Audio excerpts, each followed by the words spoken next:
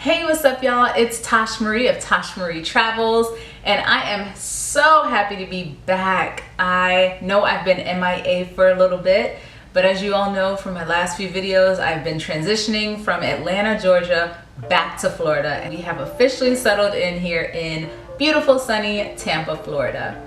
I'm back and I'm back. Hey, I'm back and I'm back. So I wanted to come to you today because I have started this journey again. This journey of exploration and research and all that good stuff on where I'm gonna go to next. So I have decided that Southeast Asia is the place to go, and I think that's gonna be happening this fall. I wanted to share with you this whole process of how to really find inexpensive travel accommodations and also how to find your place to stay and not break the bank. I love to travel, but I don't like to spend money. And oftentimes when people think of like those things together, like in order to travel and have an amazing time, you have to have a lot of money.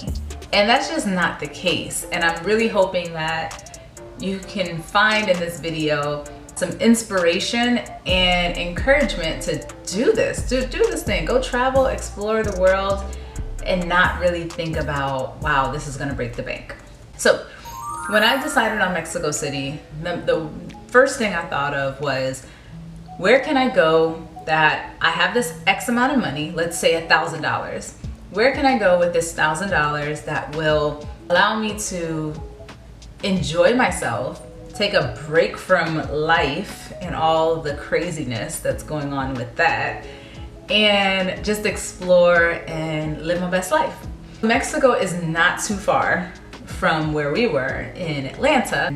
The tickets were very inexpensive. So that's one thing that I encourage you to do, is go onto sites that allow you to choose any destination. So I did Atlanta, Georgia to anywhere. And then I started looking at like Costa Rica and Colombia, and then Mexico City popped up.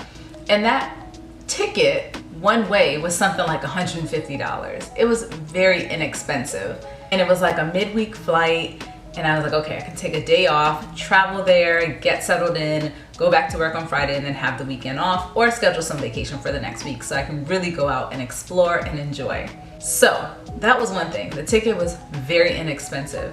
So then I had to figure out, okay, where am I going to stay in Mexico City? It's supposedly like very dangerous, and I'm gonna be traveling by myself. So where should I be finding my accommodation? So I watched a lot of travel content. If you are thinking about starting a travel content page as you start this journey of traveling, I highly recommend it.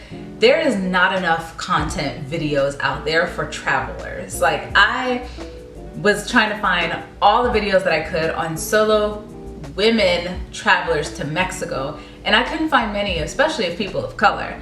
I don't know Spanish, so that I knew that was already going to be like a roadblock thing. But I mean, I know a little bit of Spanish, like enough to get directions, but nothing that I can just sit and have a conversation with a Spanish speaking person. So I wanted to make sure that I had some content videos that I could watch, and it was just really difficult to find. So I knew, one, when I get out there, I'm gonna document this journey, because there are others probably that wanna see videos of others that look like them doing these travel explorations. I did a lot of watching videos and reading articles and blogs and all that stuff. And I decided that I wanted to stay right outside of all the hustle and bustle and the craziness, because when I travel, I like to kind of live with the locals a bit, but safely, right? So I found Juarez, which is about a 10-minute walk to all of the tourist attractions. And when I decided that, I started looking at Airbnbs in that area to see, you know, where I wanted to stay, if there were any inexpensive options. And y'all, there were so many inexpensive options. Like, no one wanted to stay in this area. I found a couple of different Airbnbs that I was really interested in, and I sent the host a message saying, hey, look, this is my budget. I have X amount of money to spend for the month. I know that your place is $36 a night or $45 a night, but once they add up and the fees and everything, it comes out to being over my budget. So this is my budget, can you work with me? And I ended up finding a place that ended up being like $36 a night, and it was amazing. The sunset was beautiful. The place was just super perfect. 1 bedroom, full bathroom with a stand-up shower, and it was just super comfortable. There was a guard in the front that you would have to check in and use your little badge every time you came into the building. You can get food delivered. They can't come into the building. You meet them up front. So it was very secure and just a really nice experience. And that Airbnb ended up being only a 10-minute walk to all of the tourist attractions. And it had like a bodega 1 block away. There was a restaurant on the corner. There was a mall within like a 5 to 6 minute walking distance. A really nice mall with like Zara, H&M. So it was a perfect place to stay. That ended up being, I think my total for that Airbnb for a month was like $900. Now I know, wow, that sounds like a lot of money for Mexico, but the rent in the US right now is on average $1,400 to $1,500. So by the time you spend $150 for a one-way ticket to Mexico City and then $900 for a stay there for the month, you're looking at, you know, little around $1,000 or so, plus your food for the month, maybe $200. You're still looking at less money in rent than you would be spending in rent and food than you would be spending in the US for rent alone. So if you're thinking about traveling internationally, do it. Like it, don't even hesitate, do it. It is so worth it. You're gonna save money in the end. Now, when it comes to work, thankfully I moved me to a remote position when the pandemic hit. And I was able to kind of take my laptop with me. I bought on Amazon, I spent like $120 for a second monitor that was like a tablet, so it closes flat. And I bought a little case, actually came with a case where you can stand it up. So that was very easy to travel with. And it ended up being a really like great way to continue to earn income and also travel the world and live with the locals. Now, while I was there, I wanted to make sure that I maximized my time there too. So I found Airbnb experiences. Yes, there are Airbnb experiences internationally as well. So I found like taco tours. I found tours to see the wrestling matches. I found walking tours. I even found photography tours where you can actually book a photographer for an hour for something like $20, and they send you like 10 shots from their professional photos that they've taken of you. So they're just really nice experiences on Airbnb.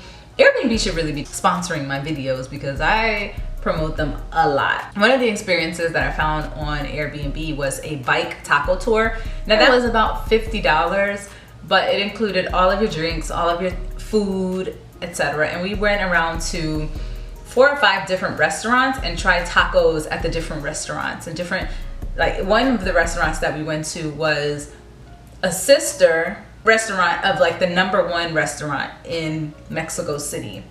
So that was just really cool. It was really worth it. Got to meet other people who were traveling and learn about their journeys and why they're traveling. Like that's the coolest thing about this whole experience, is that you get to meet other people on these tours. And while you're out traveling solo, you're really not alone. There are other people just like you that are out there wanting to connect with others who are on their journey, to learn about their experiences and to just kind of get inspired by them too. So the Airbnb tours are another way. If you're out there for a month, I would book a tour once a week and maybe spend on average about $30 per tour.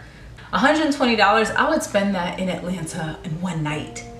Just going, $50 for parking, and then the rest of it for food and drinks. Like you can just blow that in one weekend in Atlanta. So using that $120 and doing different cool things in whatever city you choose to go to or country you choose to go to is just, I think, so smart. When it comes to coming back home, I never book my return flight at the time that I booked the flight to the location that I'm going. Things change. Sometimes I want to leave sooner. Sometimes I want to extend my travel like I did in Mexico City. I ended up extending my time there by a week because I really wanted to go to the Pride Parade. So I don't book a return trip until I'm for sure knowing when I want to come back home. Some places require that you have a return ticket.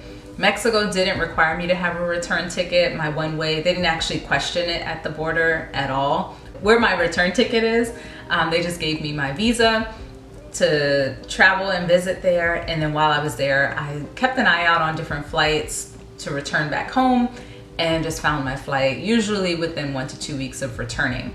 The return tickets are not expensive. They were not expensive to get back to Atlanta at the time. So it wasn't like a huge expense that I incurred last minute. So they were about the same, I think they were actually slightly higher, about $200 to get back home. And I think it was $150 to get there. So all in all, still very inexpensive trip. I paid about $300, $350, let's just round it to $400 for round trip tickets. Then I spent about $900 on my accommodations for staying there. So we're looking at $1,300. And then I spent about $200 in food, so that's about $1,500. And I spent about $120 on the experiences. So that's about $1,620 plus another $900 for my next month's stay. So gosh, I'm up there now, like with $2,500 or something like that total for my travels for 2 months to Mexico City. That's incredible to spend about $1,250 a month, including food, including accommodations and all that. It's a no-brainer. So if you are on the fence and thinking about it, pull the trigger and do it. Book the trip, whoever you are. If you want to go and see the world, do it. There's this thing that I don't know, just kind of discovered within me over the last couple years that's just telling me to do it. That life is not promised. It's not something that we can say, I am going to be here. It is God's will, how long we're going to be here on this earth. So if you have something that you want to do, just do it. I want to show you guys this real quick. This is my first vision board, and all of the X's are things that I accomplished over a 5-year period. And this was the more recent vision board that I created. And I created it because these are things that I always thought were out of reach for me. I didn't think I'd be able to just become a global citizen and travel the world. I didn't think I'd be able to get rental properties. I didn't think I'd be able to fall in love with a career and fall in love in general and create generational wealth and be happy and spread that happiness. Like, these are things that I just didn't think were attainable, and these are things that I am working towards attaining in the next 5 years. So, because I believe that they are definitely attainable. And this reading room, oh gosh, I want to show you guys my reading room in my next video, but that's something that I created. And I go in there and I read and I sit and I look at the lake, and it's just amazing. But I show you that because I just think that there's something out there that you want to do. You just gotta go do it. Write it down, put it into a vision board, and just go do it and explore and love life, because it's only given to us once. And if we don't live it to the fullest and love it to the fullest, we just kind of waste it, and it wastes away. So I made this video to share with you that you can do it. It's attainable. Like, you can, travel on a budget. If you only have $1,500, you can do it. You can go out and explore the world, and it's possible. So anyways, until next time, please subscribe to my channel. I'm trying to hit 1,000 subscribers by the end of December, and you can help me get there. So I really appreciate you watching this and subscribing and liking my channel. Thanks, y'all. Until next time.